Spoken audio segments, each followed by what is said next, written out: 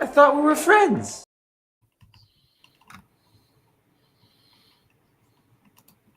No, not fast enough. That's what they say about friendship. Right?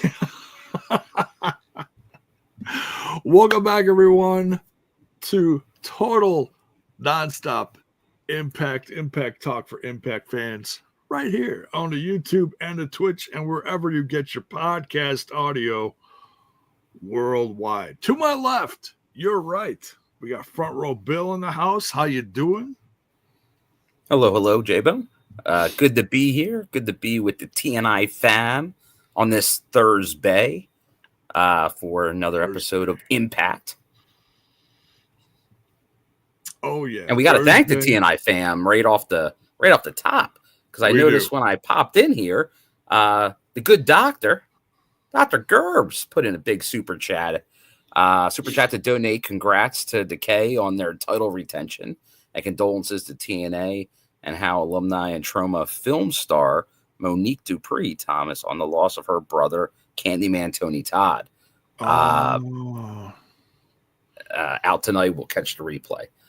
Oh, okay. But we know just because I know his favorite bite, so let's give him a little taste of his favorite bite here.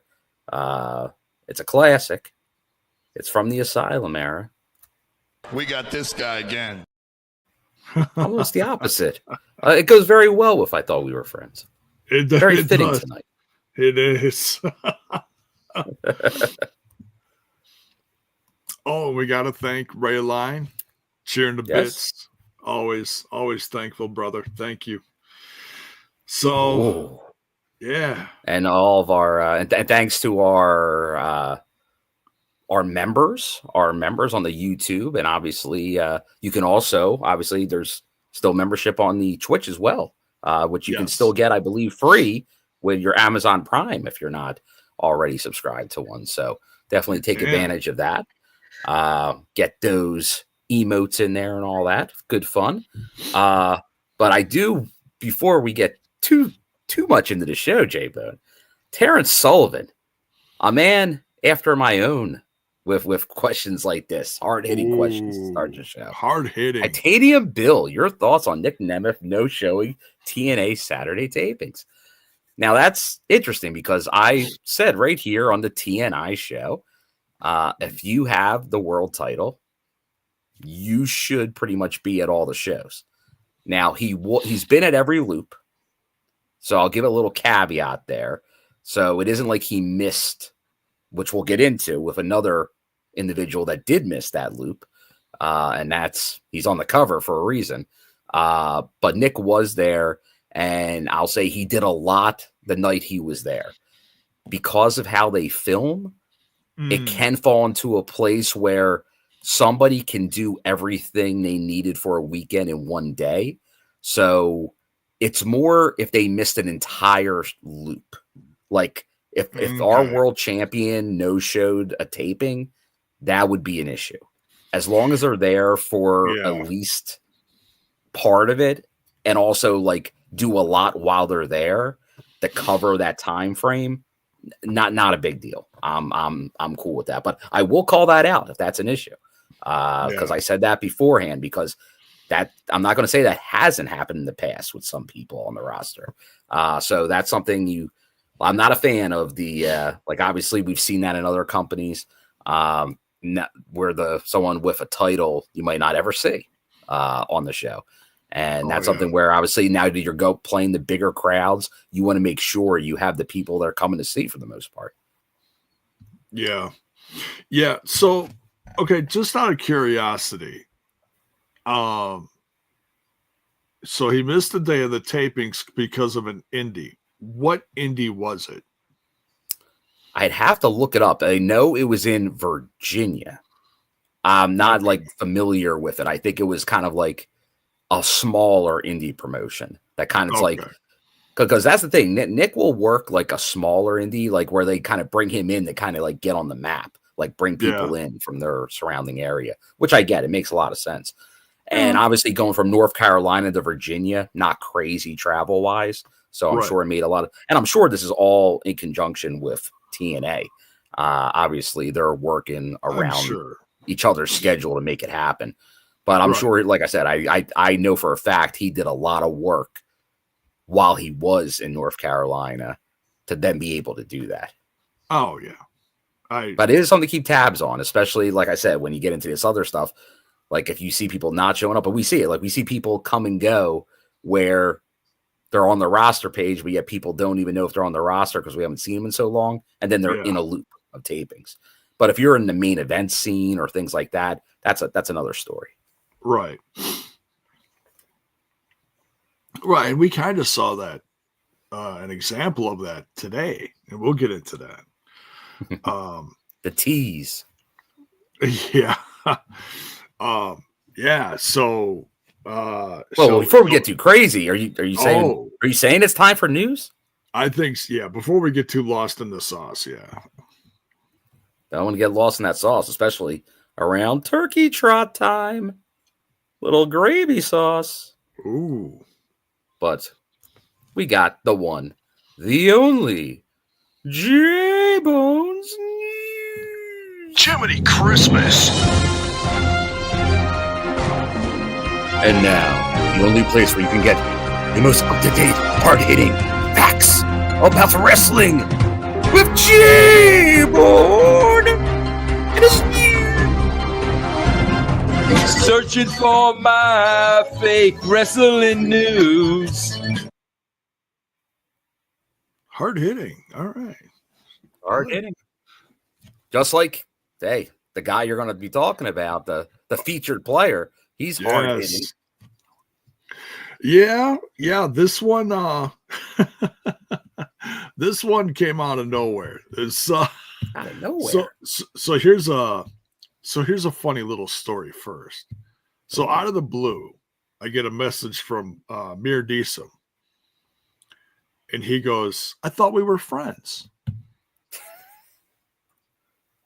You're and like, what I'm are you talking like, about? We're friends. Yeah, right? I'm like, what? Yeah, I'm like, did I miss his birthday? What's going on? What? I'm like, what? Sure, dude. I'm like, why would you say that? What's going on? And then he's like, no, I'm referring to the clip of Mike Bailey because apparently he's gone from TNA. I'm like, he's what? Spitting out my drink. What? So then I'm like, okay, I'm searching. I go to my first news source I always go to for most things is WrestleZone because it's usually pretty legit. If they don't catch something first, they'll put something out there from a pretty legit source. Okay. So yeah. Speaking of legit sources, J-Bone. Ooh. I don't want to stop you here. I don't want to stop you, but when the super chat calls and beckons me, I come. I'm like Joe Hendry. I hear it and I appear. Thank you, Bell's boy. Hello, gentlemen. So Joe Hendry's working his way back up. The system think they're the Lakers of 2020 with rings. Oh, yeah, there you go, J-Bone. Better than me. Speedball supposedly gone. Marina Sheriff will fight Jody Threat at Bloodsport, and Maclin drove away, which we'll get into. I'm almost hoping our good friend Kev Martin is in the chat tonight. Ooh. Do I dare say the first time we saw a scene post end credit? In a while. Yeah. But it was always before the end credit. That was after the end credit. No, I don't think it's the first time. It's rare, but I don't think it was the first time. Because he's even warned me before, like, hey, stick around till after. Stick around till after. And so yeah, we got the stuff with Maclin afterwards. And we'll talk more about that later. But yeah, shocked about the Bailey stuff. Really shocked about the Bailey stuff. So we touched on it a little bit before we went live, and you said you had an inkling or something of something going down. Now that was, I'm guessing that I was in Detroit where that all went down. The title the change. Bound for Glory. Well, remember, J-Bone, would we talk about, and you can go back to it, what happened during Bound for Glory that was like, what's that about? Do you remember? Something that seemed like, is that an error? Well, what happened? Oh, there was something about Trent Seven mumbling something. No, not about Trent Seven. Remember they announced Vikingo as new X Division champion? Oh, yeah. That's right. There was there was a promo visual where they were gonna feature him the next week. Mm-hmm. So there was definitely something brewing out there where Bailey obviously did drop the belt to Moose in a match of the year candidate, obviously. But it seems like, I can't confirm it, but it seems like then it was known that he was done finishing up because his contract was ending. We heard the end of the year, but it feels like TNA, especially if they know maybe someone's not going to re-sign or is open. Like we know with Jordan Gray, supposedly her contract has been expedited a few months till early next year instead of later next year. So it feels like that's probably happened with Mike Bailey, especially you gave a guy a belt again, and then maybe they thought, hey, that could turn into something, sticking around. And if you know it's not, as opposed to just dropping it randomly, like right at the end, or have that be the walk-off, do it a little more storyline-wise. And it felt like Vikingo was the first idea, but then something obviously happened there. Yeah. But I think it was a great pivot to Moose. Obviously, we saw that. But, yeah, it did feel like there was some writing on the wall, because after, obviously, what we saw happen in Detroit and then seeing him not there in North Carolina, I had already assumed he was done at that point. Okay. Based on what happened in Detroit and then there, knowing his contract was only through the end of the year. Like, what's the point of bringing him back for Atlanta at that point? Because I know he was in Hawaii with GCW during that loop. Oh, okay. Tough to turn down Hawaii, Oh, yeah. But I don't like, as we always hear, plans change. Like, obviously, he was advertised for, like, I think they obviously planned on him being there throughout the end of the year. And I think probably a couple months ago, they were fairly optimistic in him going in at least early to mid next year. Okay. But obviously something changed. Yeah. It's a critical sting. Very, very critical. Interesting point of view here. He goes, Speedball leaving while Rohit, Angels, and the Golden Draw reappear. Golden Draw, of course, referring to Jay Crist. Jay Crist, yeah, who was on the episode tonight. Foresight, he says? Maybe. And I said this during the live reaction. I said maybe it's one of those things where they're going to put someone on TV and they'll see if they can get people talking a little bit, maybe see what kind of reaction they get. And I like Alan Angels, he's good. The front man. It was great to see, the front man. It was great to see Jay Crist. Those educated. Oh yeah, I was popping for Jay Crist. Yeah, absolutely.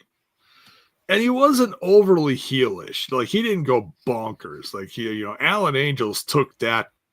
He took that under his wing right there. He's like, I'll go heel. Don't worry about that, Jake. You just do your thing.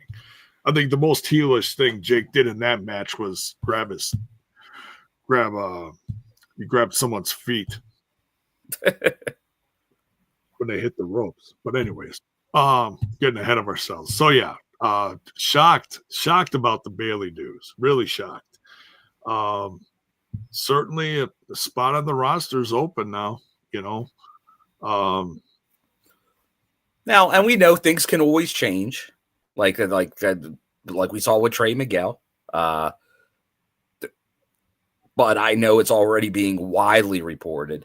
I think we all knew once his contract expired, it said like him in hopefully not Ring of Honor, but AEW more so. But that feels like obviously he's wrestling all those guys from that company in the indies every weekend. So it feels like that was kind of the setup. Yeah, look, and I know I'm not in the industry or nothing, but man, if you got rumors of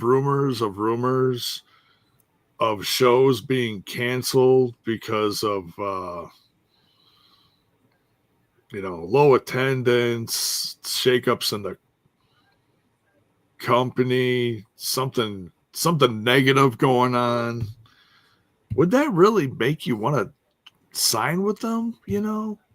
So there's the end, J-Boat, it's all about the bottom. I know it's dollar. About the almighty dollar, but I'm just saying, man, I always thought, and there's potential because of the TV deal regardless. So once again, like it's kind of crazy, like how rough it is out there in the TV ratings world for wrestling. Because I know everybody in the wrestling universe wants to tell you how hot wrestling is. And I think obviously we're seeing in TNA, there are places where it is. Oh, like it's never going to be 25 years ago. That's gone.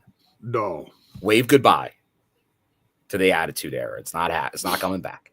But then you see bright spots here and there. But overall, like year over year for a lot of this stuff, it's just, and I think a lot of it is because the media and the medium have changed, where people are just consuming things differently. So I think a lot does go into like live events and things, but obviously some of these ones are just so overdone. Like WWE, I think does too many shows, let alone, but you see what they're doing now. They're getting creative where they're doing all B pay-per-views or premium live events internationally. They're not even doing those in the States anymore. A lot of them, yeah. They've really branched out. Yeah. So that's what you do. You got to get creative. You got to mix it up to get people. Like what happens is, I know, because obviously it's in the many shows in Philly, the Northeast. You hit the market too many times. What happens? You burn out a crowd. You burn out of town. And that's exactly what we're seeing. I think a lot of them are like, I went 3 years ago. I went 4 years ago. I went 2 years ago. And it's like, is it worth going back again? And I think that the thing that TNA does great, and I'm always talking to other fans, J-Bone, and a lot of them they become repeat customers, or they get to the show for the first time and they're like, oh, I don't even watch it on TV. I was just looking for wrestling and I showed up and now I will watch it on TV. So it's very organic, TNA. So it's different. Like they're not trying to sell 50,000 seat venues. They're not trying to get 2 million viewers. What they're trying to do is just slowly build the company in a smart way while not being financially irresponsible. That the company did in the past many times. And it almost closed many times as well because of it. So right now, I think it's at a very strong spot. But what's going to happen is when certain people become free agents and you have big money out there and opportunities, it's going to be like you're going to have like, hey, Moose re-signed for 5 years. Awesome. But then you're going to have other people they're going to take those options.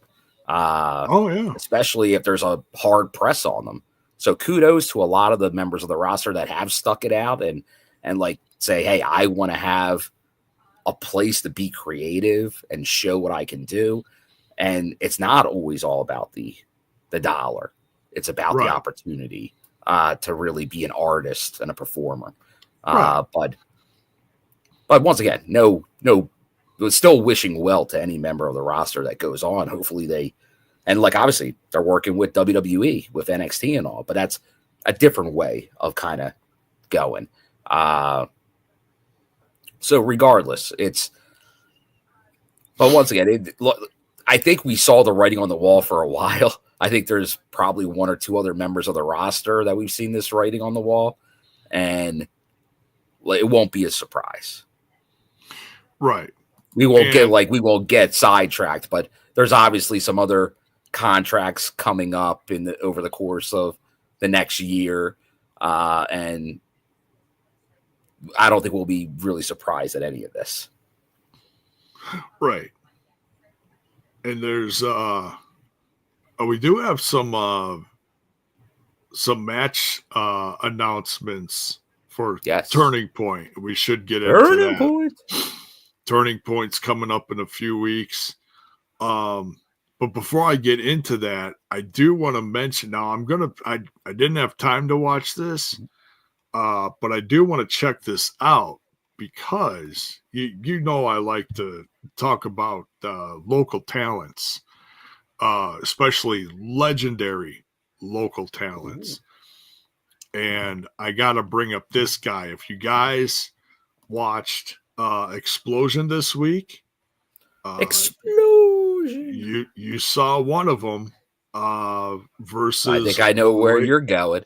Oh, you know where I'm going. Versus Laredo Kid, the one, the only, Milwaukee's own Silas Young. Yeah, I believe not the first time, but only a few appearances. This might only be his second, maybe even only his second appearance. I think second appearance. I think maybe during, I don't know if it was Chicago or another town, but I do remember, I think it was Explosion as well. He made a one-off. I think it was right after, I want to say it was shortly after Ring of Honor was bought by TK. I almost said TKO. Yeah. TK. Not TKO, TK. That'd be another story. Right. Oh, God. Woo. That'd be some news. You're buying up all the brands. But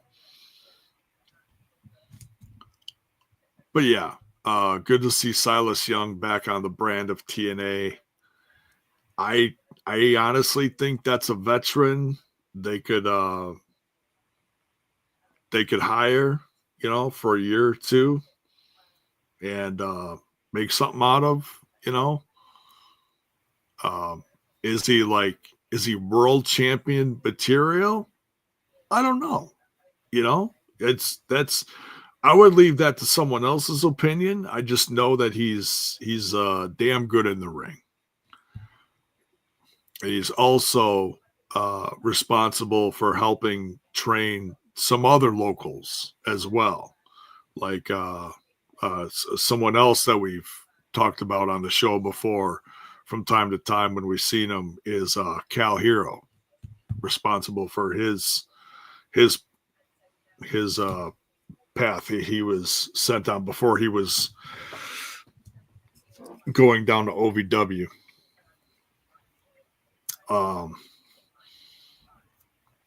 So yeah,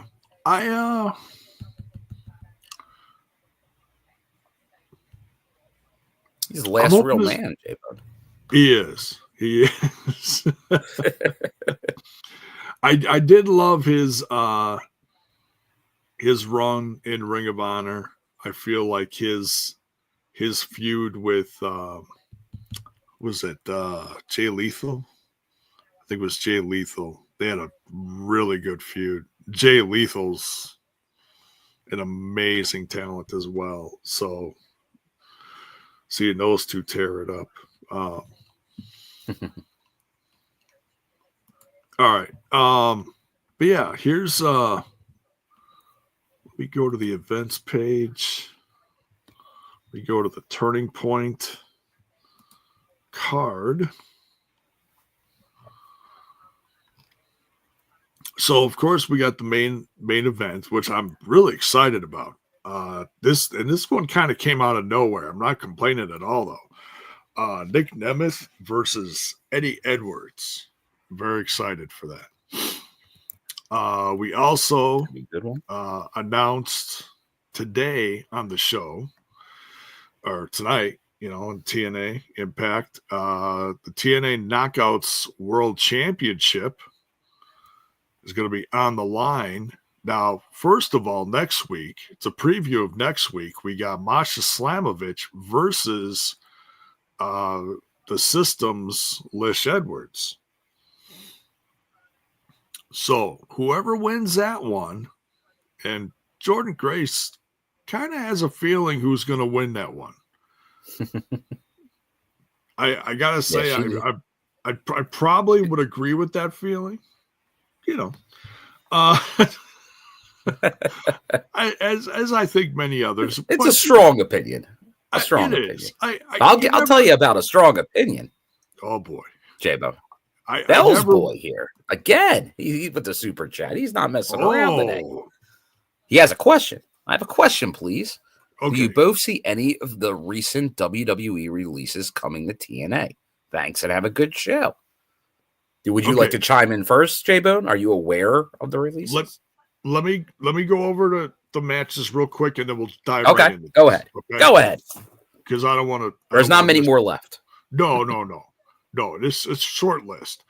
Sure. So whoever wins next week is going to face Jordan Grace. That's the challenge, because Jordan Grace does have a rematch clause. Yeah. So. Probably going to be Masha, but like I said, we never assume in the world of wrestling. Okay. Then we got the Turkey Bowl, the ever famous TNA Thanksgiving Turkey Bowl match, or Turkey Trot, as some like to call it. You got Joe Hendry, Eric Young, Hammerstone, PCO, Brian Myers, and John Schuyler.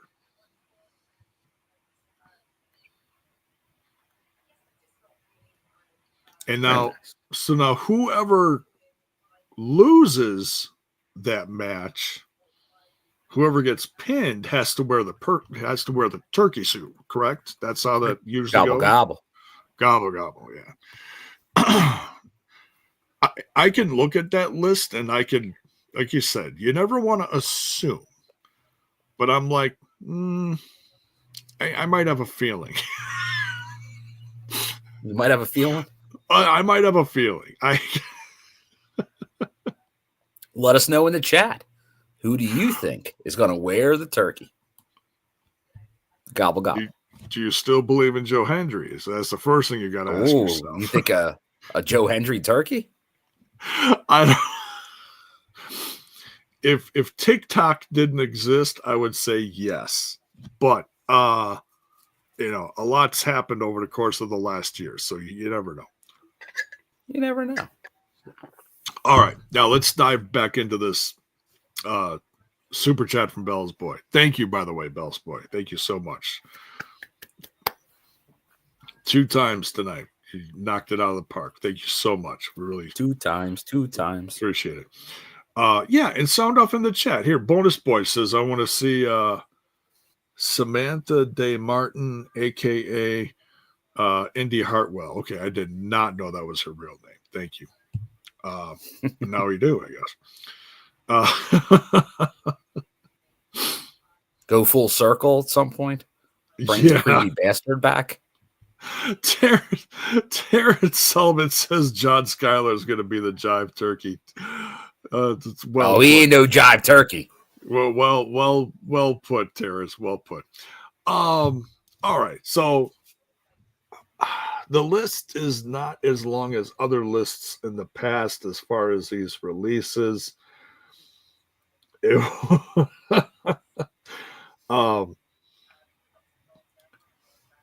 It was Baron Corbin, Indy Hartwell, and Tegan Knox?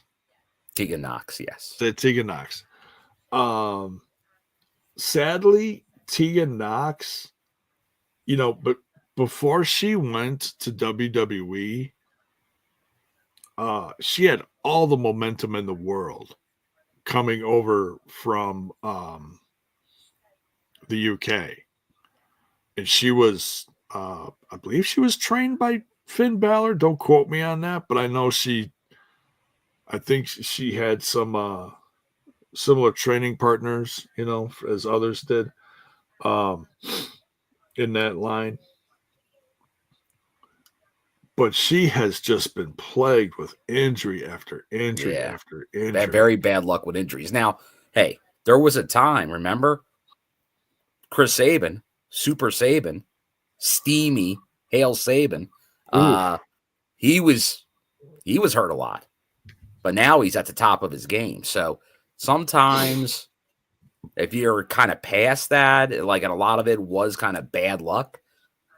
A lot of obviously a very talented, a lot of potential, and a great TNA story. Because are you aware of her TNA connection, J-Bone?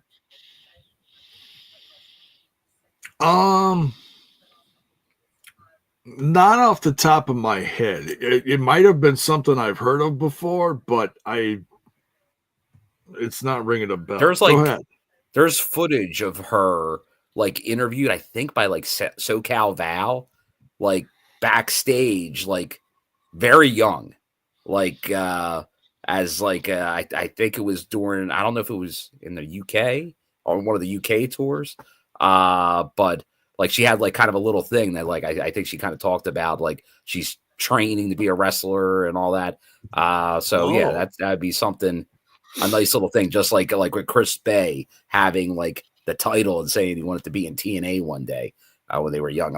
I like those full circle moments of people that actually grew up watching this company and wanted to be in it. So that'd be I saw one of her last indie matches on it always comes back around, Flow Slam. It was I'm pretty sure it was that Lucha. It was some Lucha show, Lucha something. It was a show put on by Will Ospreay and a couple other guys, but featured a bunch of UK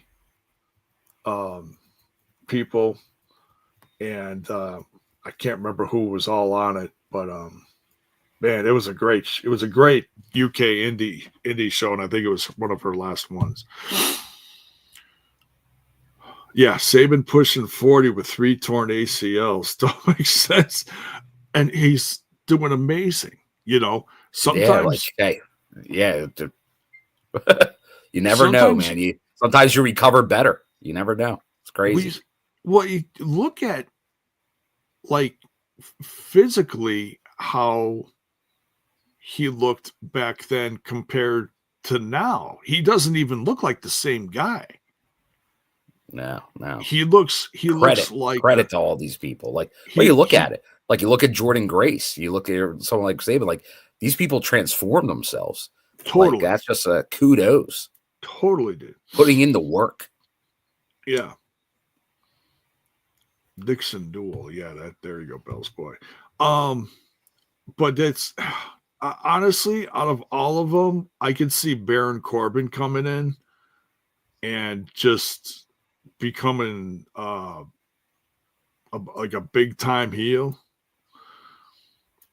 I think they just ran out of stuff for Baron Corbin, honestly. Now, this is an interesting one, J-Bo, because I know that's going to probably, although I'm giving credit to the chat, because it seems like Indy Hartwell's the favorite of the chat right now. And I would probably pick her, but I really have never seen her wrestle. I've seen her at ringside a lot lately, but I've never seen her them focus on her. But that's just because I think that's the key here. I think you got to look at it. There's something to see people that got little glimpses, maybe didn't get a lot of opportunity, and you could maybe turn them into something, right, or give them more of a platform. I think, and this is how I feel. Now, once again, I've been in and out of that product for a number of years. Right. But it feels like they gave Baron Corbin many pushes over the years.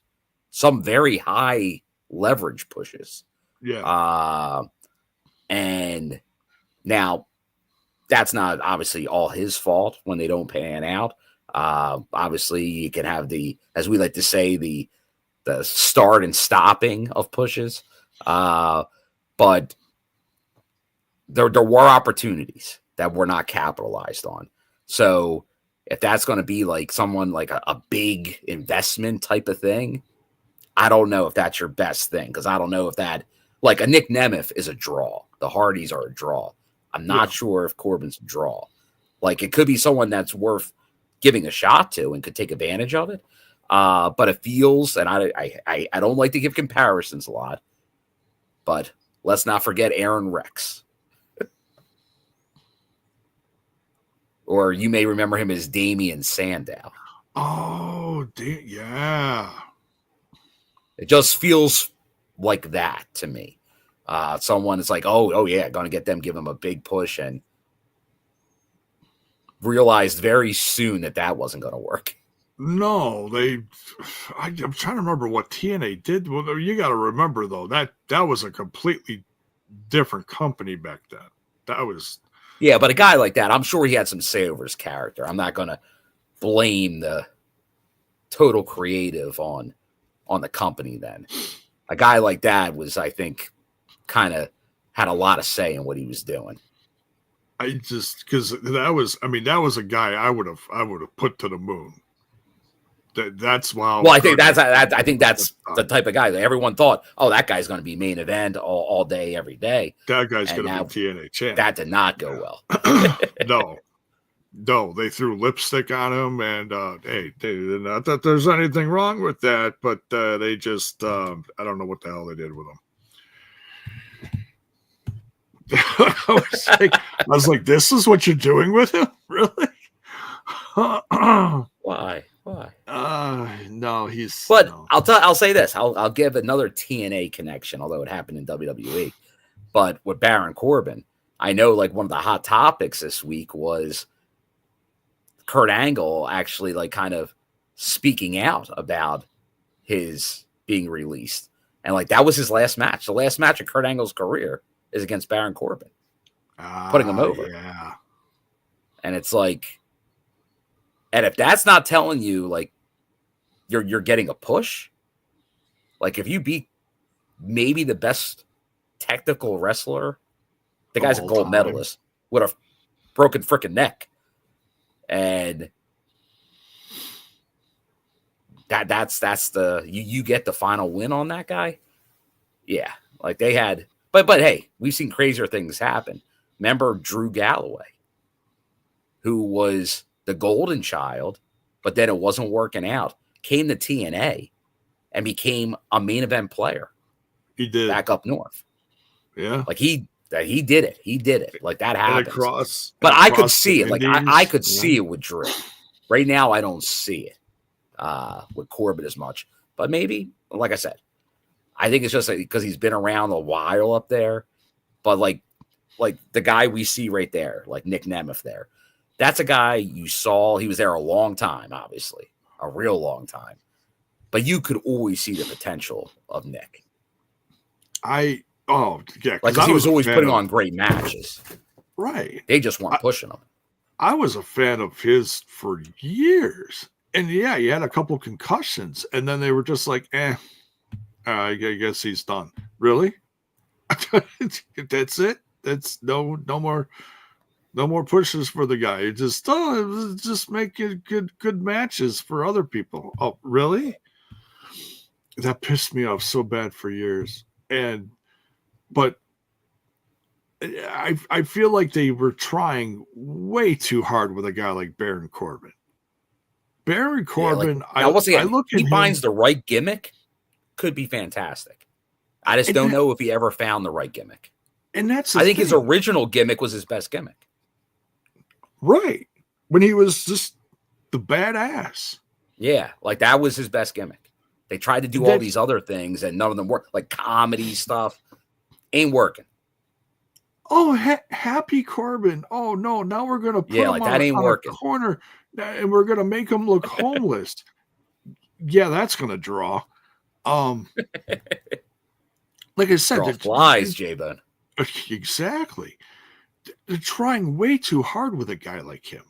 Some guys, you got to give them a special gimmick. You gotta spruce them up, and because they're lacking something. But say to everybody different.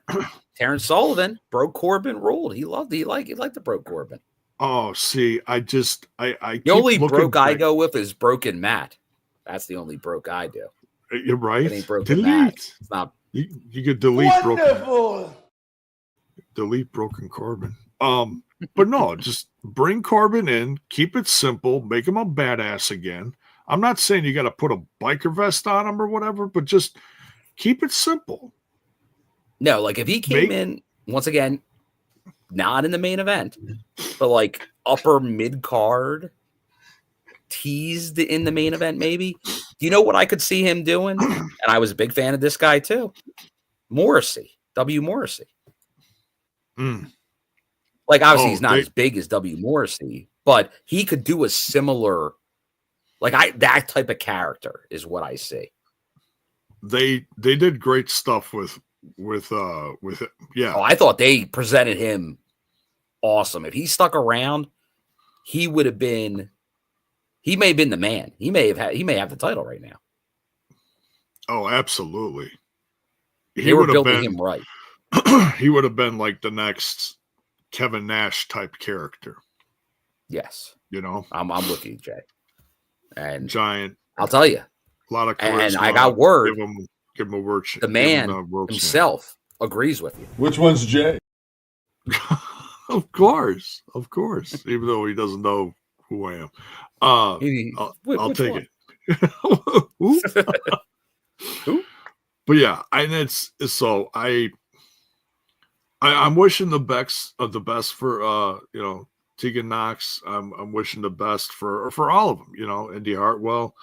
I hope they're given the opportunities to Kevin Nash with better quads. Thank you, bonus baby. Yes, absolutely. But it's a new world out there. Like obviously, you have the WWE going after, obviously, with stuff with the Performance Center and now the WWE ID stuff, where kind of like looking at those very young independent performers that are catching their eye. But then the establishing the performers, obviously that's going to be AEW's the most interested in. So TNA has got to kind of find certain people on the indies to give shots to, certain people that leave other companies to give shots to, and then kind of finagle that in the right way, obviously, while maintaining a strong current roster. But I think they do a great job of that. So that's just continue to keep doing that. Because every time people say that and like, oh my, like the woe is me crowd, it seems like then a year from then they're like, oh, well, where they were complaining about the roster, all of a sudden then that was the best roster. So like the era where everyone thought the company was closing, it's now like considered, oh man, the roster was so good back then. Look at all those stars. But at the time, people weren't appreciating them as stars. So you gotta look into it a little more. Watch the shows, get invested in the shows, and take it all in. And there's stars from each era, just good, bad, and the ugly. Yeah. But yeah, that's my thoughts on that. If I had to pick one off the top of that list without knowing about, the other two, I'd pick Baron Corbin, but I think there's always room for more knockouts on the roster. That's one thing that TNA has always been great at, is producing knockouts, making the knockouts special, giving them something to do. Yeah. Like it would not hurt, obviously, to try to develop, no doubt. But I think, like I've said it here before, obviously with the impending Jordan Grace stuff going on that we're kind of all aware of. Like, that's going to be a big hole when she's not here anymore. So, and once again, they've had these before. People wind up, but like someone's got to enter that main event, if not internally, externally, by about that time. Because, hey, Masha can have a great run with the title, but if she doesn't have one or two strong competitors vying for that title regularly, it's going to be tough. Yeah. So that's what they need to really focus on going into the end of this year and in the next year is really, and then, like I said, it could be building up internally or obviously, but once again, there's not a ton of names out there right now. There's a few names still out there that have connections to the company that you could, but once again, who knows? Well, with every city they go to, they're looking at, what's the next up and comers in this area. Oh yeah. They try to bring them in to, feature them, give them a shot. And then obviously they had some bad luck with injuries too, because I think Kylan King was going to get a huge push, but we might be seeing her again soon, so that could help out. And then I think you saw it, Steph DeLander was getting a huge push before her injury. Yeah. So a couple bad luck with injuries lately. Yeah, sadly, yeah. I saw a picture that was I think shared by our UK guys. But speaking of UK guys, I want to say happy birthday to our TNA UK Joker. It's his birthday. Joker. Happy birthday. So make sure you guys go give him some love. One of the UK guys shared a picture of Kylan King. She looks like she's in great shape. So hopefully that's a sign. What was she out with? Was that a ACL? It may have been more than an ACL. I believe it maybe a few things may have gotten torn. Might have been. Okay. Yeah, I forget.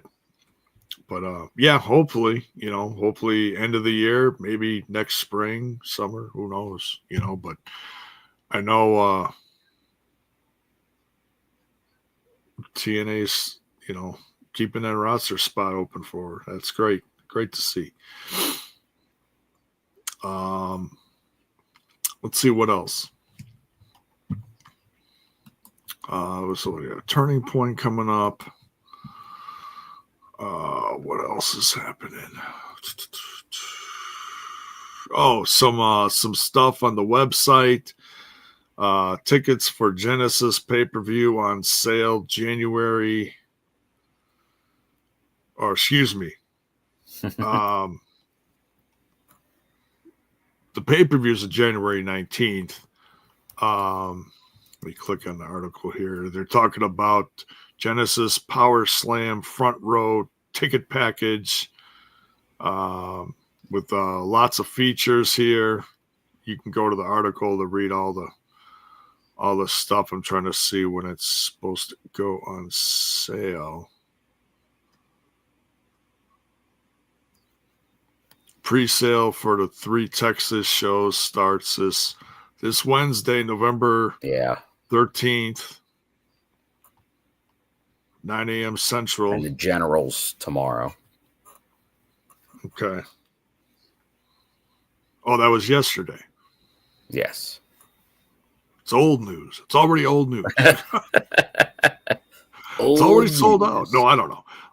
You'd have to go. You go check it out. But tickets for Genesis in Dallas start at $25. Not bad. Not the bad. Go.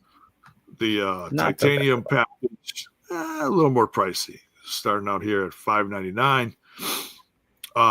You get, but there's a whole slew of stuff that it comes with. You get a take-home Genesis chair, backpack, tumbler, early entry for Genesis, early entry for Hardy's meet and greet. Looks like there's an early barbecue. Ooh, I like barbecue. And Texas barbecue. Yeah, right. Texas Barbecue with Joe Hendry, Jordan Grace, and Mike Santana. Now that's interesting that it says Jordan Grace, and that's going into the latter part of January. So, but not ladder enough for the Rumble, so still good. And once again, based on where we all think that's going to play out, I don't think that necessarily means we'll never see Jordan again. Right. And then there's also a pizza party with the Hardys and Nic Nemeth. So, yeah, loaded stuff. Love pizza. Although, I don't know, is anyone in the chat from Texas? Like, how's pizza in Texas? Don't feel like they're known for pizza. I didn't know that was something that was like maybe more of a Tex-Mex pizza, maybe. I don't know. Just a guess. It's all about that barbecue. It's all about that barbecue. Barbecue and Whataburger. Mr. Rosario, good evening. Says tickets are selling very good for those Texas shows. Oh, good to hear. Did you get your tickets yet, Bill, or no? Maybe. Okay. Right. Maybe.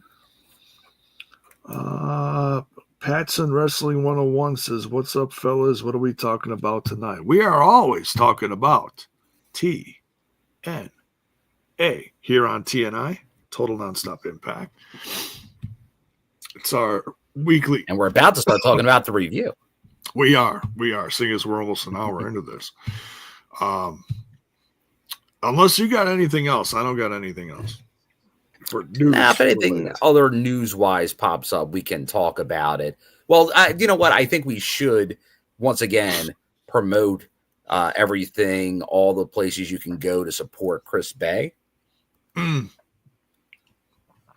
we go. A lot of people on the show wearing that. Now they did say, oh, there it is. There's the shirt. They were also selling it down in North Carolina, so I made sure to pick up one. And they were doing a lot of cool stuff. Like they were doing stuff there to donate, get well cards people could sign. So that definitely given that extra push to continue to support Chris. So definitely here. No. Impact. Why am I not seeing a merch? Oh, there it is. Yeah, I know they have like a whole page of all the different things.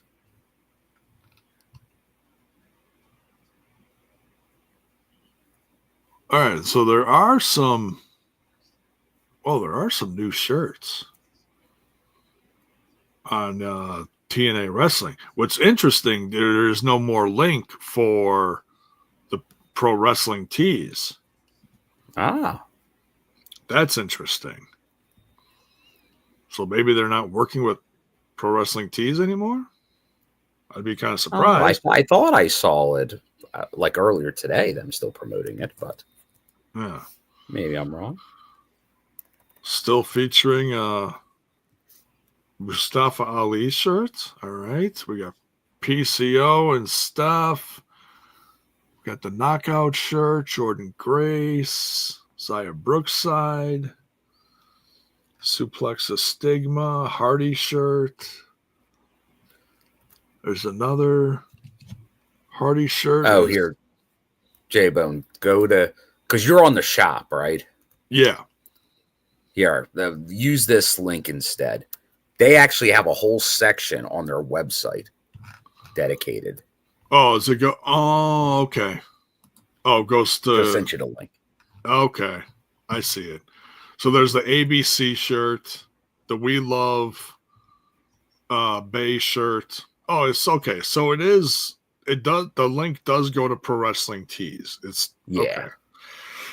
Yeah, they just don't promote Pro Wrestling Tees on their own store. Okay. Because that's a little counterintuitive. Right. Yeah. So that whole page is dedicated to stuff for Chris Bey. Okay. Yeah. And just because we're talking about Chris Bey, I have to get my my selfie from the Fans Revenge match with Chris Bey. Hey, there you go. That's a great sweet. shot. That is too sweet. Hell yeah, man. Wishing you the best, Chris. Yeah, absolutely. All right. So yeah, let's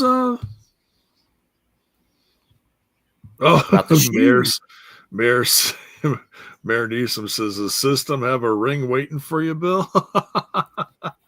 No ring on this hand. Could use one. Although, Ooh. I don't know. Like, obviously, different system members have different opinions of me. Ooh. I don't think Myers would like my association with this. He never wants my support of the system. Really? But I'm like, hey, you at least get it because Moose is there. Right. And I've always been a Lish supporter, along with Eddie. So, and Dango, I'm a big D. I'm all about Dango. But Myers, due to his earlier days, where I may or may not have booed him a lot. Although I do respect the man, but I have booed him quite a bit. He seems to hold on to that I did at one point. So, oh yeah. But I don't see a ring in my future, but there might be something else in my future that may make an appearance on a future TNA show. So stay tuned. There could be something in the works. All right. You know, I was going to say, I was looking for you in one of your typical spots today, and I didn't see you. I was in the corner, like the opposite corner. Oh, okay. Gotcha. That's kind of where I was. Gotcha. So not on the ramp, but across the way. Correct. Okay. Gotcha. So kind of like where I was sitting in Chicago, like that way? No, not across the ring, just down the other end of the aisle. Oh, okay. Yeah, because I know, when in Chicago, we were like right across from each other. Right across from each other, right. Right across, but with a ring in the middle. Right. There was a ring in the way, right. But we kept seeing each other, so like, yeah, kept voice on. Hey you. All right. So yeah, let's dive into this episode. I can almost guarantee you this review is going to go quicker than the first hour.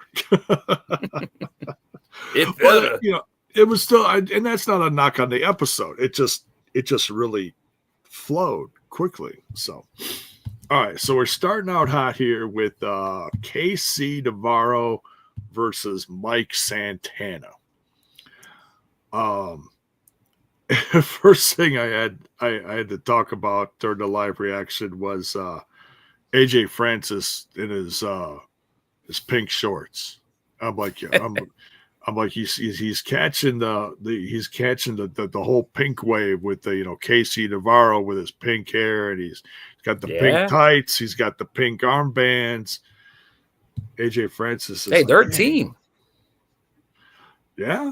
So you gotta look like a team sometimes. First class. And I'm sure it is much warmer down in North Carolina than it was up in Detroit. So why not wear some shorts? Yeah. It was. It wasn't cold. It wasn't cold. Anything. It feels like all of a sudden it's starting to get a little more chilly out this week.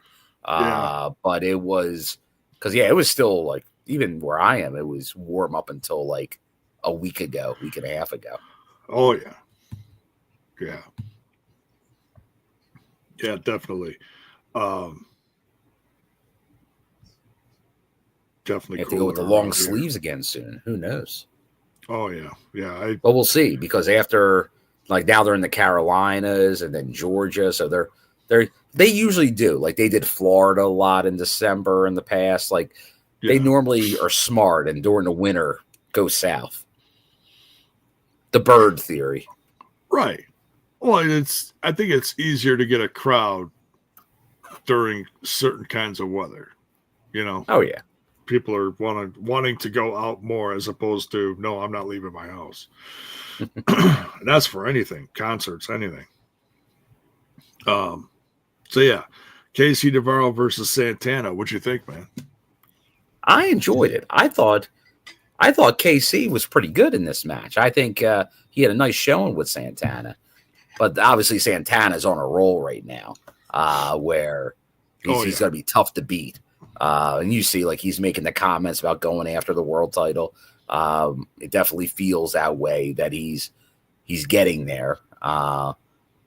We'll kind of see how some other things play out on how soon that is, but that they're talking about it now. Usually you don't start talking about it until you're within a couple months of being there in those opportunities.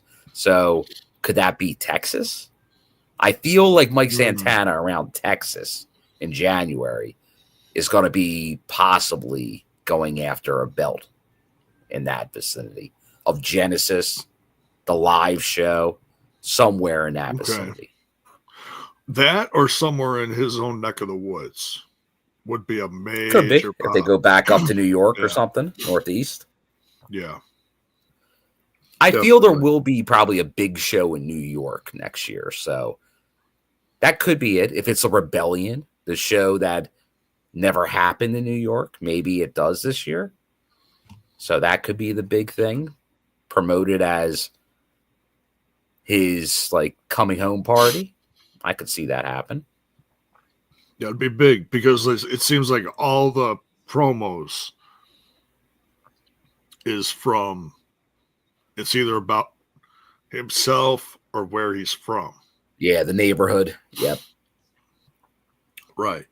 His culture, his neighborhood, the city where he's from, or whatever. Yeah. How he grew up. It's all meshed together in a big story, you know. I think we saw another one of those today. But yeah, Santana getting a significant win here.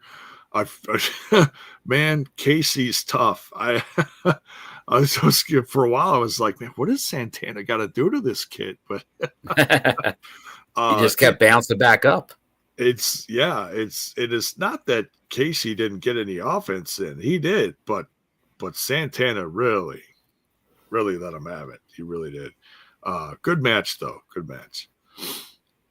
And there was a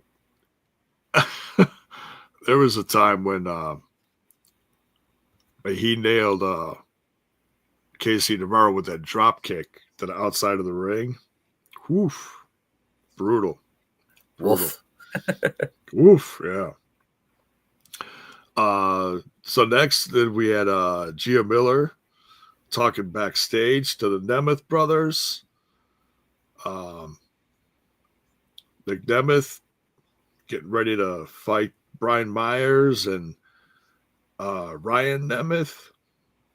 Obviously had other stuff on his mind with Joe Hendry. And it something was off with this. I don't know if it was just I don't know what it was. Something like maybe they made it look like there was something off between them. I don't know, but there was something off. It feels like the heel turn. The Nick heel turn's coming here. It could be, but it just seemed like it was more Ryan than Nick. Nick was just kind of like. Well, Ryan was real angry at Joe. Yeah. But for obviously, hey, did he sell him the rights to his life story? But yeah. The end. We got the director's cut today, which I'm still trying to figure out if there really was a difference. I don't think there was, but I don't know. There might have been a slight pause. He's Nic Nemeth's brother. The end. The Director's cut. it by like a half a second, maybe the director's cut. A little more footage, yeah. Or maybe it was the intro. I don't know. Just a longer pan. It was something. From brother picture. to brother. I don't know. But so they both got their their plates full. Stuff they got to accomplish tonight. The good old Nemeth brothers. Next, we got the Rascalz with versus some faces we haven't seen in a while. One we haven't seen in a very long while. Alan Angels, what would you call him? Oh, yeah, the front man. And Jake Crist tagging with him. Man, the educated feet of Jake Crist. I miss those feet. You miss those feet, Bill? Well, what podcast are you listening to right now? I miss all of Jake, but they always talk about it. We always. I do miss all of Jake. We always talked about the educated feet of Jake Crist, all the kicks and all this stuff. Okay, all right. But he looks like he's in great shape, Oh yeah, obviously with Speedball Mike Bailey leaving a big hole in the X division. Certainly leaves room for someone else to come in my opinion. Mayor, I flipped the two in my notes. I'm getting to that. I didn't forget about it. I'm getting to it. There's a big arrow in my notes. Yeah. Big arrow. Yeah. Big arrow. Just this up. And, yeah. Okay. But yeah, I'm getting to that segment. We'll get to it. So Rascalz trying to get back on the winning streak. They need a win. They did. And so in this case, it was against some faces we haven't seen in a while. It was What good to faces see we know? Alan Angels. Well, Alan Angels and Jake Crist. But in Alan Angels, God, it has been a few months since we've seen him. He was just getting his ass handed to him by Khan for a while. Poor Where's guy. Khan? Khan's probably in Florida somewhere. Working on his tan, probably marrying some people. He is ordained, Oh, Yeah, you didn't know that, did you? there you At least go. I think he's still ordained. That was something I found out years ago. I was like, wait, that guy? Really? Hey, not judging. But but yeah. So but yeah, great to see Jake Crist. With all the names that we mentioned earlier, in the news section talking about Bailey, do you think Jake Crist is one of those that would maybe have an edge on others to come back to TNA fold? What do you think, Bill? I think obviously we've seen him now come back a few times, but obviously before it was like in the Ohio area, so it's like you never know when it's more local territory. But hey, North Carolina isn't right around the corner, so that's a good sign that you start seeing some people, because that's how it works. Obviously, you start coming to some additional loops. They start finding a place for you. And right now, there's a spot. There's spots right now for both tag X division openings, as obviously we talked a lot about at the beginning of the show. So yeah. Jake Crist, former X division champion. Why not, Jake? It feels like he's obviously been putting in the work on the indies the last couple of years. So it'd be great to see him back at TNA full time. So have to wait and see. Yeah, certainly no lack of talent or charisma right there. And if you do watch the UK guys, our TNA UK guys, or TNI, excuse me, TNI UK guys, Bison loves to bring on Jake Crist. And he was on, I want to say he was on around the 200th episode, if I'm not mistaken. Yeah. I believe he was. So, but yeah, fun match. Rascalz get a win here. Good to see. Sadly, at the expense of somebody we want back on the roster, but it is what it is. It is what it is. It's what it is. There was a couple points during the match. I was a little surprised. Oh. I thought Upset Alan City? Angels, I thought we were gonna get an upset for a second there. I was like, because if it was gonna be an upset, I was like, oh, that's it. He's back, totally back. Oh yeah, well yeah. You're like, is that the 1, 2, 3 kid? That's a sign. That's a sign. So, but yeah, good match. We'll see. We'll see where this takes the Rascalz. We'll see. The next, yes, the promo that Beard Easton was talking about. Hardys are there with Ace Austin getting interviewed. They're all wearing the Chris Bey shirt. We love Chris Bey. And but slightly prior to this, they showed the the low blow heard around the world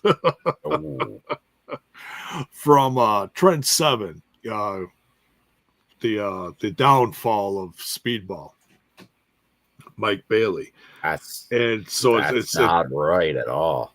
It felt we're friends. Yeah, right.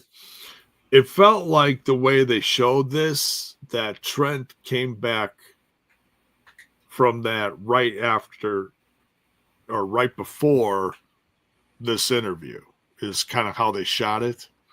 But he interrupts and gets in the face of Ace Austin, saying that they should be talking to him because of what he did to Speedball. Like, this should be all the news, all the excitement should be on Trent 7 because of what happened.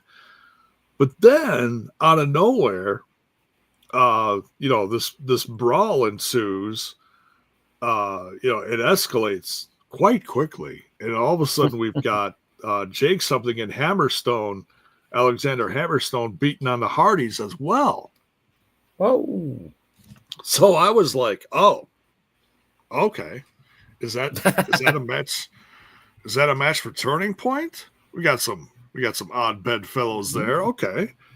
But I know that Hammerstone and Jake something have been tagging. So it's like, okay, now you need someone else to make the 3-on-3. But apparently it's just happening next week.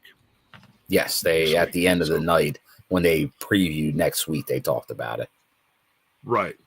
So I was like, oh, okay. So it's not happening at Turning Point. We're just getting it next week. So, okay. Yeah, you don't have to wait. We don't. Have to wait 1 week. I can handle it. I can live with that. I can handle that. Any longer, J-Bone couldn't handle it. Right? I do like this team of Hammerstone and Jake something. Two big beefy guys. Yeah, I like it. I need more of them just like being the two dudes from the gym, just being like, hey, what you lifting? What are you lifting? Let's lift each other. All that kind of stuff. What kind of power bar you munching on over there? Is that still a thing? They could have a lot of fun. They could have a lot of fun with that gimmick. They could. Yeah. It could be a little corny and a little frightening at the same time, just because they're so tough. Do people still eat power bars, Bill? I don't know. I'm not a lifter. I assume they do. There's like a ton of them on the market. I believe our favorite, Gail's husband still has a power bar, so I'm assuming they are still doing very well. Okay. All right. Just seeing if that was still. Shout out to Chef Irvine. Ah, yes. So, but yeah, so there's a segment, and then we had a segment with Spitfire. Some interesting production stuff with this. Going very Barbie. And when I say Barbie, I mean the Barbie from Aqua Barbie. Did I lose you on that reference, J-Bone? You did. I'm like, what? You don't know your 90s dance pop? I am familiar with the song, but that's what they were referencing. They were doing lyrics from that song. Is that what they were doing? Because I was trying to follow what they were talking about, and I was more like watching the visual aspect of it. Like there was like the weird editing film splice stuff, and then they were, pointing and clicking and or whatever they were doing. I'm like, what are they doing? Like, did they even have the belts? Kind of a strange segment, but interesting. I'm always for the way TNA does things differently, out of the box. Yeah, taking chances. Right. That than other. So in that aspect, I'd have to watch this segment back just to like get all the context from it. But I did like it. I see Nic Nemeth above you saying, J-Bone, watch that segment. Yes, right there. See? He's pointing. Gotta rewatch it, yes. Next match here, we got the Northern Armory. This is probably my favorite match of the night. Ooh. Northern Armory, consisting, of course, of I almost said Jake something. The tag team of the Northern Armory and Josh Alexander versus EY, Maclin, and Gresham. Now, besides we'll say the miscommunication at the end, I was thoroughly impressed. Now, it took me a bit. I wasn't sold on this tag team until now of Icarus and Williams. Oh, okay. Because I was like, well, who are these guys? Well, they had to have been signed for a reason. Somebody saw something in them. Because they got signed pretty early. They did like a couple loops and signed. Yeah. And they saw something. Snatched up quick. And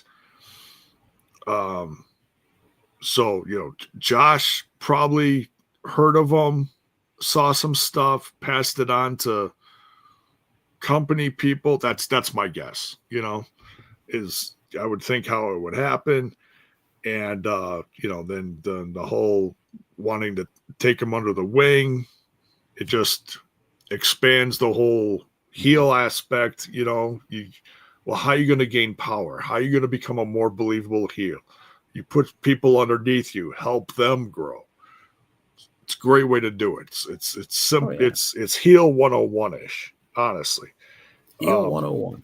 And I feel like Josh kind of needed this too, in a sense, because he's been so beloved by TNA fans for years now. Because when he was with the North, I don't feel like, you boo the North, but I don't feel like he was hated like Page. Okay, he was just kind of there. He was like, he was the tag team partner. But what was there to really hate about Josh Alexander? You didn't. You hated the other guy with the mouth. Yeah. That's what you. That's why he had to go through the shenanigans he's been up to. Right. The low blows and such. Right. You got to get to that point. You got to earn that hate in a sense, because it's easier, but it's also harder depending on where you came from. Yes, great point, Marinisa. Gresham going blow for blow with Icarus. That was an amazing segment. That got the crowd fired up. Elbow for elbow, forearm for forearm. Great stuff there. And it took the tag team a while to like warm up in this match, but then they really started clicking together and they started putting on these moves, confusing the other team. It started literally and figuratively running circles around them. Bill, what'd you think of this? No, I'm with you. This definitely was the match of the night. And I think you're right. Like, I think we saw the Northern Armory, and I know there was kind of the slight detour by them not being able to get into the country or whatever it was, where the Good Hands had their replace.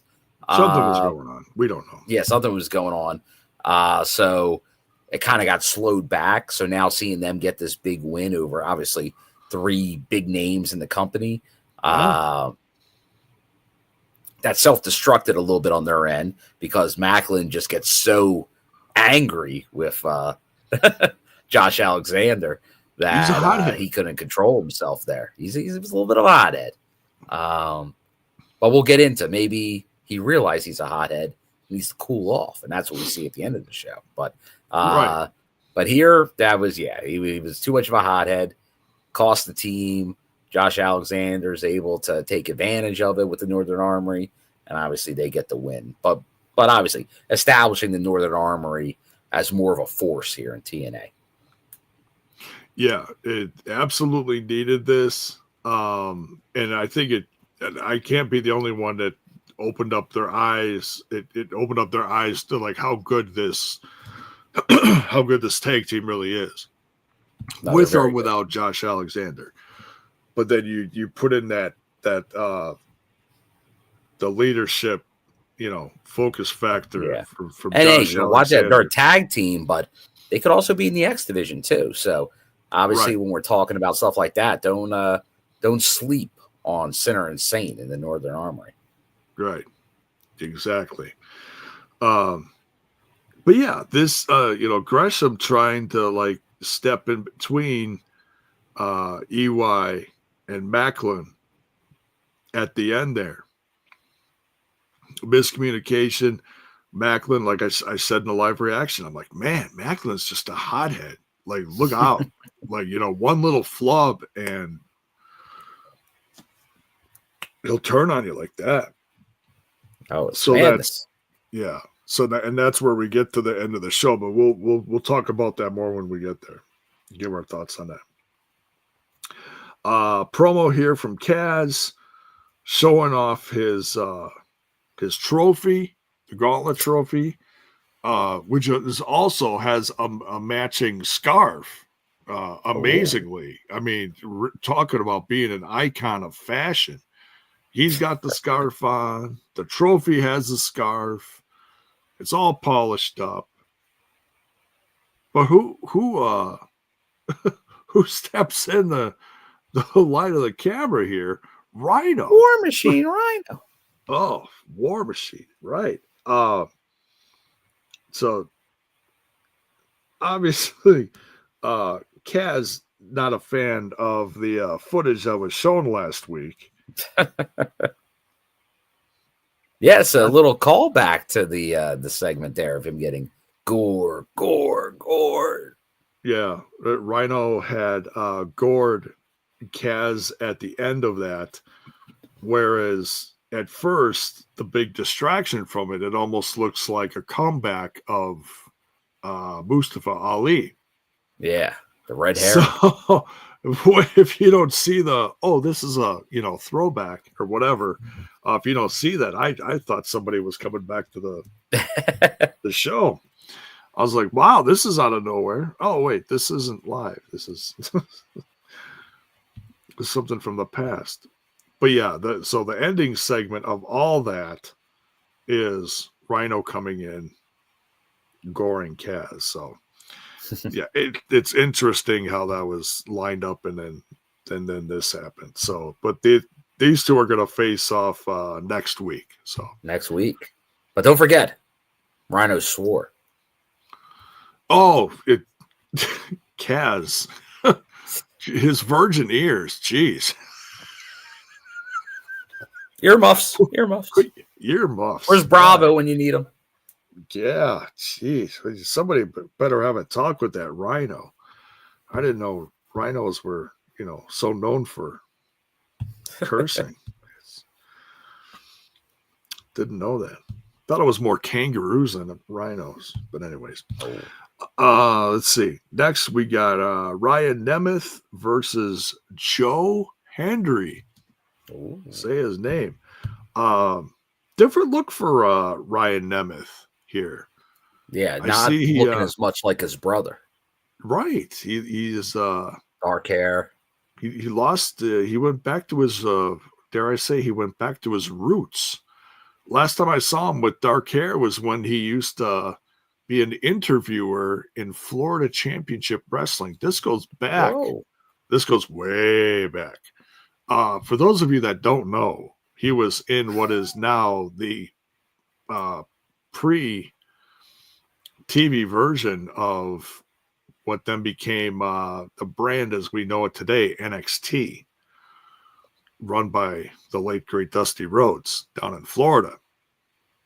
And it was at the time when guys like Dean Ambrose, a.k.a. Jon Moxley, Seth Rollins were all coming into the company. Roman Reigns, same time. And that was when Ryan Nemeth was an interviewer. So, and I had no clue at the time that was, Ziggler's brother. But find out later in life that's who that was. So, yeah, I was like, oh, he's got dark hair, like way, way back. Anyways, so Joe Hendry getting a win over Ryan Nemeth. I don't know. I know they had to do this match. I wasn't very vested in it.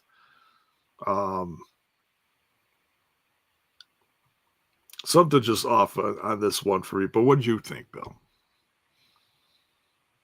Well, yeah, you're right. This is one of the roads he has to cross on his way to Nick. And like I said, I think it is part of a heel turn here with the brother kind of getting this, and then obviously you have the JBL factor. But who knows? That feels like that could be quite a while from now. But no, it served its purpose. Although it does feel like I know if Alisha was here, she might be saying, "Is Joe Hendry the heel in this?" Because Joe could be a little rough on some of those where he's mocking someone. So, and for the most part, Ryan's been a good guy here in TNA. So It did seem a little rough for like that. That might be something more of a heel would do. So keep you guessing a little bit, not being straight with it. But obviously, they're going to be tangoing again very soon, Nick and Joe. Oh, yeah. Yeah, I don't think that's over. It's interesting because there's all these other things happening, like Santana is trying to, climb his way up the ranks. Yeah. You've got the number one contender is actually Eddie Edwards. You have the king of TNA on the edge with his trophy. Right. So there's all these other little factors that are standing out, like, keeping themselves valid at the same time. So, because you don't know out of nowhere, one of these could become more significant. Yeah. But yeah, I mean, it was short but sweet match. Joe Hendry gets the win here. Then we go into break, coming back. Rosemary in action. And I was like, when it says someone's in action, I'm like, okay, it's either going to be from a knockout we haven't seen in a while, or someone, maybe a local talent. And it was, I recognized her, but I didn't. They said this is the second or third time, I believe, Jada Stone's been on the show. Yeah, she was in Kentucky previously. She's made a few rounds before. Okay. So I think they're definitely showing some interest, and I believe she has an OVW connection as well. So okay, that certainly helps. But yeah, you never know, because like I said, we've seen it obviously with Hammerstone, Masha, Chris Bey, like that kind of did multiple appearances over a period of time, and then eventually they went, oh yeah, like sign them up. So something to pay attention to. If they're using you enough, that usually can turn into a full-time gig. Yeah, look at Heather Reckless, or used to be Heather Reckless by Elegance, formerly known as Reckless. Yes, formerly known as. The concierge would not be happy with you right now. No, he wouldn't. He'd be like, oh, Cancel J-Bone. Sorry. No bubbly for me. Nope. No bubbly. Nope. It's okay. But a big win for Rosemary. Big win. Yeah, she looks strong here. Jada Stone also looked. I mean, it was a good match for Jada Stone. Mm-hmm. Obviously, keeping Rosemary inside of the fans here. So I feel like there's something still. Like they're still telling a story here with Rosemary, and this was just a stepping stone. Something else is going to happen soon. I don't know. Yeah. They're building Rosemary back up again. Remember, we kept thinking she was going to be the one to challenge for the belt, and then it kind of didn't happen. So was that just same thing? Joe Hendry now winning, Rosemary not challenging for the belt. It felt like these were both directions they were going at one point, but then didn't. But that means they were still highly thought of directions that they could now be going back to. Could be. Yeah, because, I mean, you always try to look at the future, little speculation. So-and-so's got a championship. Who could face them? We just had that conversation with Nic Nemeth as far as who's all laying in waiting. You got Kaz, you got Santana, you got, Eddie Edwards, you got all these other little factors. Well, same thing, because now, Jordan was defeated by Masha Slamovich. So it's like, okay, it doesn't feel like Masha's going to be Knockouts champion for a super long time. I could be wrong. But someone who has the momentum is Rosemary. Yeah. So who knows? Who knows what their plan is? Yeah. But yeah, definitely a good match with Rosemary. Kind of felt like after this match, maybe something was going to happen promo-wise or something storyline-wise, but we didn't get that. So we just got to be patient. We'll see what happens. Then we got footage from earlier, and I was like, wait, did I miss something? But I thought so too. I'm like, wait, they didn't show it. So obviously, for whatever reason, it might be the whole thing might be a digital exclusive, though.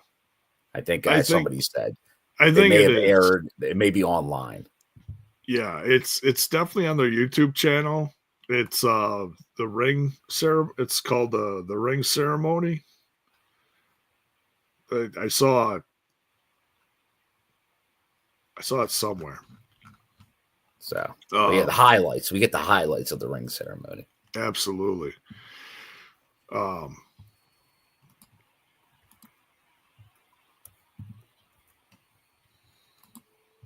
second.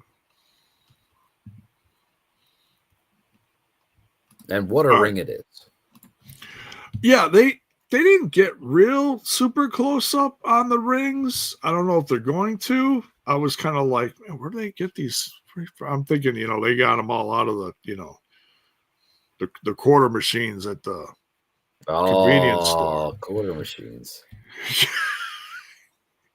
I'm like, what? Is there a whistle in that ring?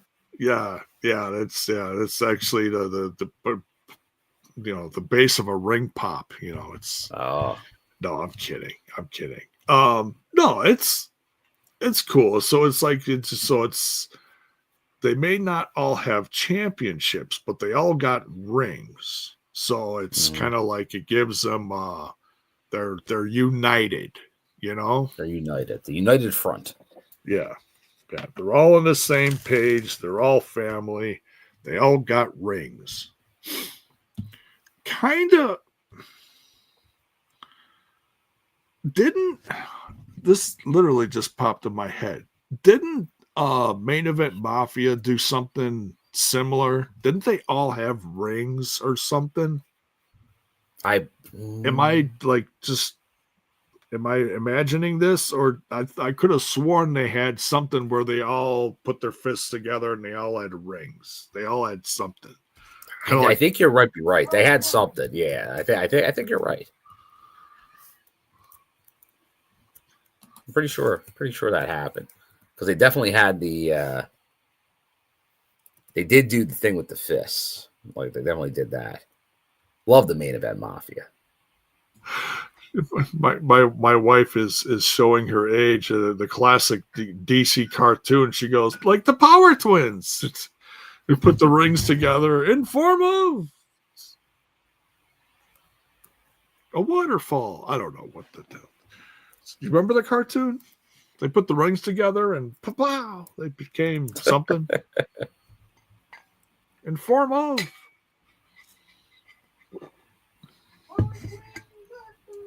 Power Twins activate something. I remember that. It was like the worst part of the cartoon. I couldn't stand them. I'm like, I'm watching this for, Wonder Woman, Aquaman, Batman, Superman. There you go. The kids in purple with the weird hairdo. No. I don't care what your rings do. You're not impressing me. But anyways, we'll see. We'll see if these rings give them any oomph in the future. We'll see.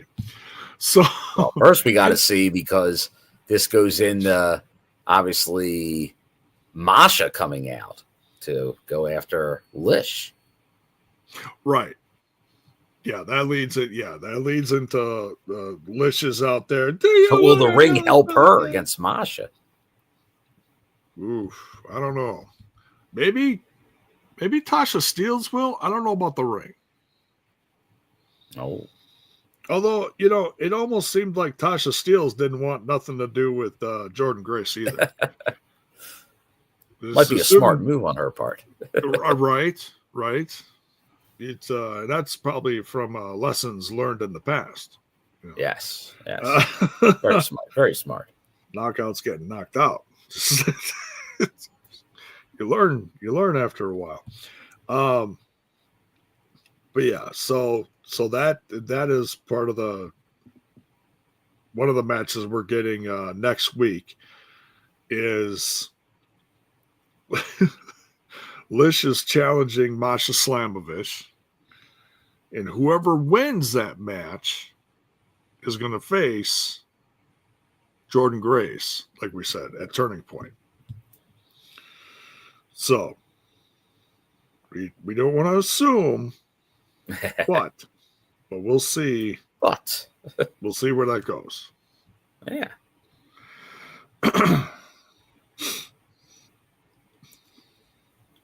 Maybe the ring will help her. I don't know. You never know.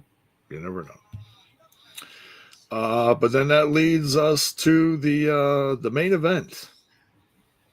Nic Nemeth comes out. Hot pink jacket. Must have been a pink weekend. Everybody's in pink. Brian Myers comes out looking confident. Well, I liked how they did the intro. They did the backstage kind of segment into him walking out. That's right. Yeah. Ryan Nemeth was laying on the gurney with the dock. And he was holding his elbow. And are you okay? And he's like, no, I'm not. No, I'm not. He's squeaking. He's squeaky. He's squeaky, Ryan. The trainer's like, just shut up and let me check you out. He's sitting there whining. Oh my God. Nick is like, you're gonna be okay. He's like, no. Meanwhile, Santana's long-term injury. He's like, would you get your ass out there? Your music's playing. You gotta go. It's your time. You gotta go. Oh my God. So then the camera follows him out there. It's cool how they did that. I like that. But then right as the match is about to start, Joe Hendry's music hits. And he's like, Matthew Raywald's just having a fit. It's like, why is he out here? Blah, blah, blah, blah, blah. And I'm like, well, he's going to be in he's going to be in Nic Nemeth's corner. Oh, no, wait. No, he's going to be on commentary. That's what he's going to do. There you go. Yeah. Yeah. Then everybody can settle down. He's not interfering in the match. He's going to be over there. He's just, kind of keeping an eye on things. Keeping himself in the story as well. That's right. But of course, Lish is out there, and Eddie Edwards, the number one contender, is out there for Brian. Mm-hmm. So kind of evening the odds, kind of just, keeping an eye on things. What do you think of Nic Nemeth versus Brian Myers? There's one thing I got a quick throw in there. It was apparently it's been 8 years since these two faced off. Oh, so that was kind of history. Yeah, they have history. But no, I thought Myers, this is what he does. Like, he gets in these matches and he's a great worker. And obviously we know Nick is. So no, they had a good match going here. Definitely keeping it interesting. And obviously with Turning Point and Nick going against Eddie, makes sense for him to be fighting him. But we kind of see obviously Nick get the win in the end, but then obviously Eddie's got to come out and cause a ruckus. That's what Matthew Smith says here. Daniel Spencer inexplicably ejected Eddie Edwards from the Mad Match. Yeah, because he was there, but when you have Eddie and Lish there, a lot going on. Oh yeah. But a day when we did see, we saw a few exits during this one. But then in the end, obviously, Joe was able to get back there and save the day in the end when he was getting beat. But he didn't look too appreciative there, Nic Nemeth, of being helped by Joe. So no, definitely continuing where do those two men stand against each other? Yeah, because that's where we thought it was going off the air. That's where we thought it ended. Yeah, because they were like, they turned around and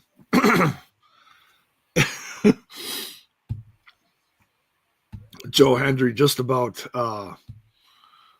hitting Nick with the kendo stick, or Kendra stick, if you will. Yes, that was Lish's kendo stick.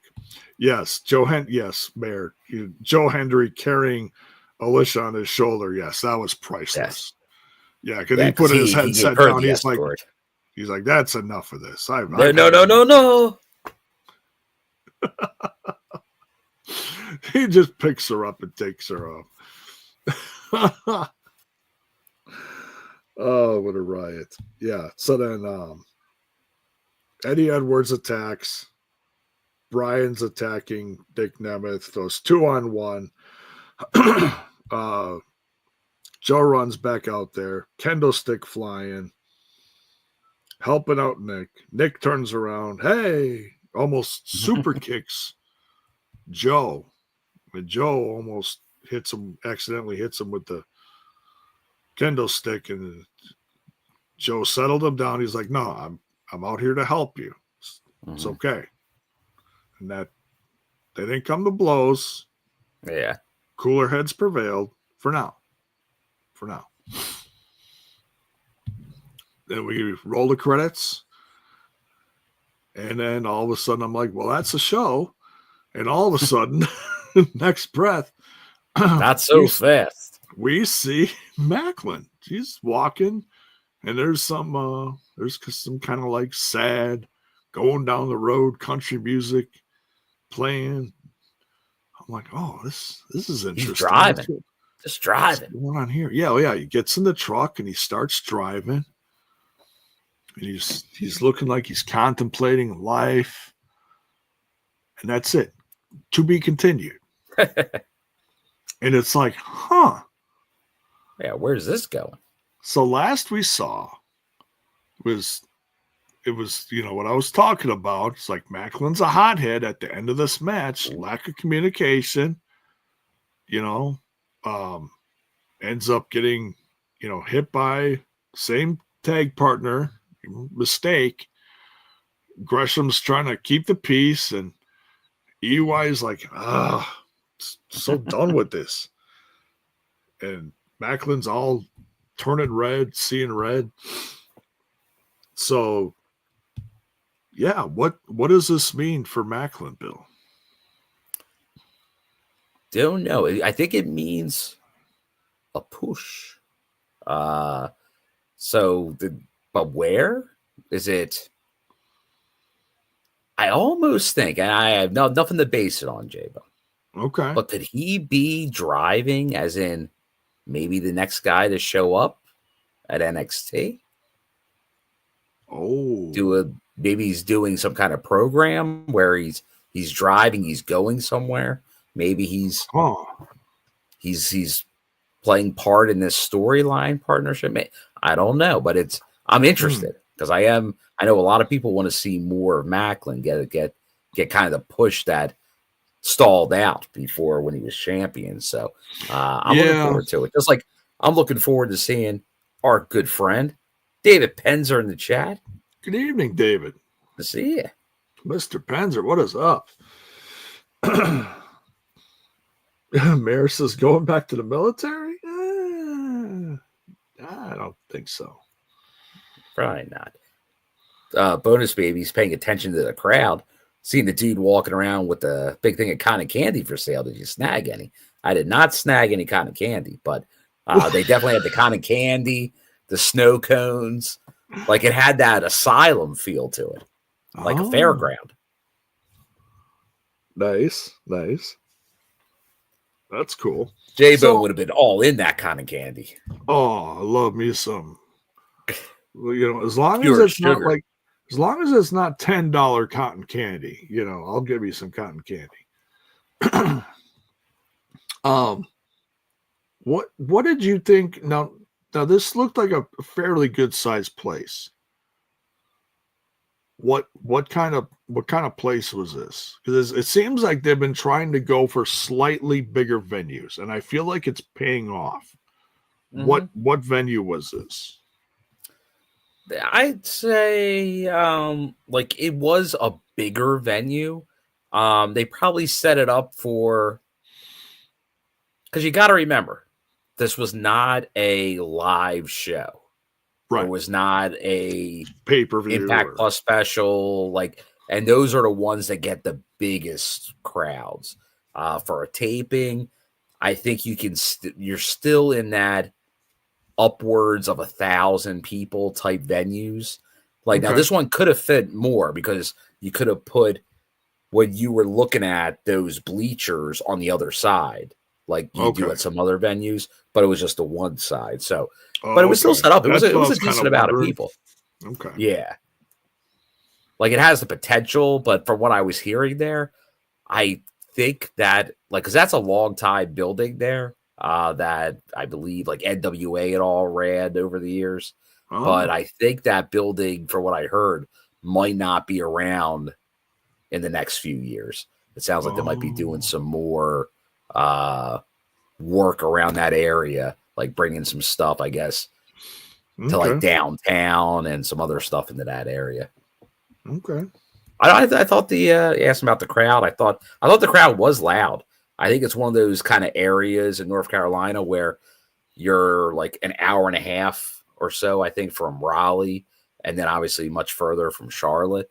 So there's not like a real close outlet for wrestling. So when it comes in to a town like yours, you'll be like, oh man, they don't come here that often. We got to go. So I think there were, and obviously you had the Hardys as a big factor from up the road. So that was going to play very heavy with that crowd. So no, I thought the crowd was very good crowd. Okay. Yeah, it seemed like it was a good audience. Yeah, they were definitely into the show. Popped for the ones you knew were going to get a pop, and responded to, moments like Gresham fighting with Icarus. They really turned into a hot fight. So, yeah, solid show, good audience. Can't complain, man. Just, onward and upward. Just hope they keep, filling these type of places, getting good crowds, just helping them grow. Keep it going. Keep it going, because next is WrestleCade with Turning Point, and then obviously the Final Resolution in Atlanta, and then the Genesis in Texas with the live episode of Impact. One thing I do have to quick look up. So this Turning Point is at WrestleCade. Correct. Okay, it says you can stream it live on TNA Plus. I wasn't sure if that was a thing where because it is inside of another event, it was going to get featured somewhere else and wasn't going to be on TNA, their own streaming service. Yeah, when they were there last time, they did the IPWF out of there. Oh, okay. That's interesting. Well, they had, didn't they have other, maybe I'm thinking of it was like part of a Mania weekend show where they had something. Oh, you know what I'm thinking of? I'm thinking of like the Versus, the Lucha Underground type of show. Yeah. In or that the multiverse. Yeah, that kind of venue. So Multiverse United. But this Turning Point should be a good show. I mean, I don't know how many people it's set up for, but those kind of venues and those kind of shows usually have a very good floor audience. Yeah, you're limited. It's a ballroom, so you can only get so many people in there. But no, it'll be a good crowd. So that should be good. Lots of soft carpeting. There you go. Speaking of soft carpeting, now it's time for a soft pillow. And it is. Time to wrap it up. Yeah, let's wrap it up. Frank in the comments said he thoughts on Mike Bailey joining AEW. Well, we talked about Mike earlier, so I don't want to rehash that. If you would just hit the rewind we button. wish him the best. Yeah, we do. It sucks, but we wish him the best. Go get that money wherever you're going, whether it's AEW, WWE, NWA. Well, hopefully we get to still see you wrestle a lot. That's what us greedily want. We don't want you just going somewhere and not to see you that much. Right. Exactly. That's the negative of this business. Right. Go get featured somewhere where you deserve it. Absolutely. Correct. So make the money and be featured. The dream. But yeah, as we always wrap up a show, make sure you guys are smashing that like button, smash that sub button, ring that bell for notifications. Thanking our sponsor, Manscaped. Go check out the link in the description. You can go to the manscaped.com, put in code TNI for 20% off. Excuse me, 20% off and free shipping. Reminds me, I need to get on there soon for some stuff. Oh, stuff. But yeah, we love our Manscaped sponsor. They're good to us. And check out all the links in the description.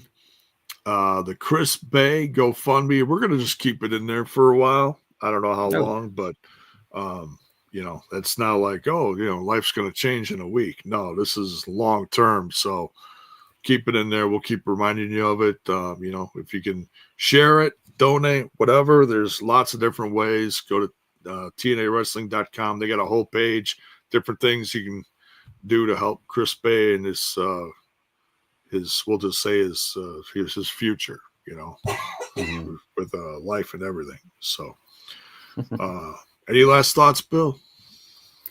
No. Once again, a quick pace show. Got some stuff now moving along as we're building towards the end of the year here, and obviously we know some changes are coming after tonight.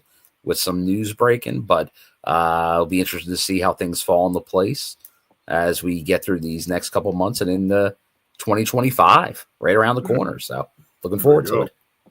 Oh yeah. Yeah, it's gonna be interesting end of the year leading into 2025. Absolutely. So thanks all for joining. Like I said, smash that like button on your way out, and we'll see you next week.